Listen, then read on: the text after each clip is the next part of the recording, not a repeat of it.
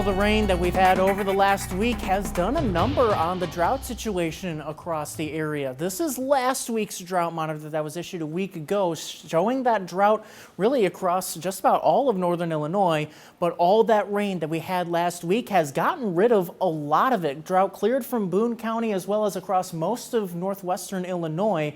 However, still just a little bit of drought from Stockton and then through Stevenson, Winnebago, Ogilvie, and DeKalb counties. However, we may even see some more improvements in the drought situation as we head into a pretty active stretch heading into next week. But still got some time to get to there. But in the meantime, we are staying dry, albeit fairly cloudy. But as high pressure builds in, especially by tomorrow, we'll get into some more sunshine and bringing a much more pleasant end to the week heading into tomorrow. So over the rest of this evening, we'll continue to see temperatures falling through the 60s and ending up in the middle 50s late tonight. This will be the coolest night that we've had in about a month or so. So make sure to take advantage of it. We do see clearer skies developing overnight, and that will kick off some more sunshine heading into tomorrow. Highs climbing closer to, if not into the low 80s as we head into the Friday afternoon hours. So a gorgeous day.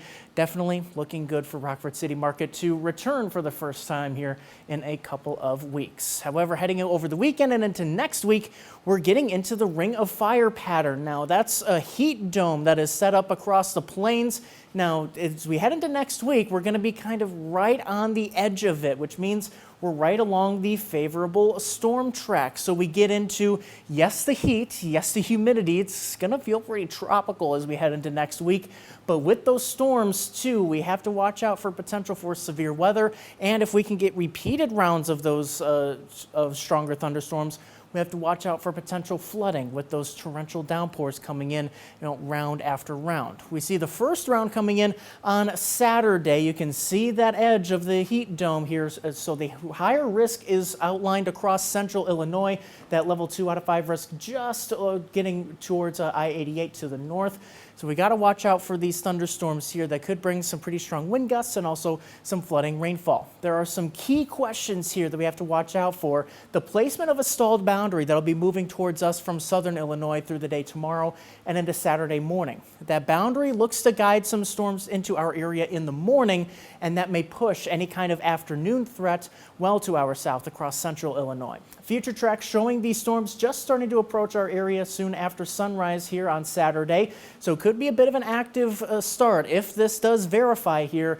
Now, if these storms do come in, we see that boundary getting pushed off to the south, so that'll keep things clear through the middle of the day. That boundary tries to sneak back up to the north. However, it would be fairly unlikely that that boundary can get this far north into northern Illinois. There will be another cold front that does kind of stray by the area that may kick up a few more showers in the afternoon, but that would be just about it in terms of Saturday. Sunday is looking drier, temperatures holding in the 80s, though Saturday definitely warmer than Sunday. Then we really crank up the heat next week. Highs getting close to, if not into the 90s. Heat indices in the 100s with that high humidity, plus those rounds of storms. So pretty active forecast up ahead, Derek.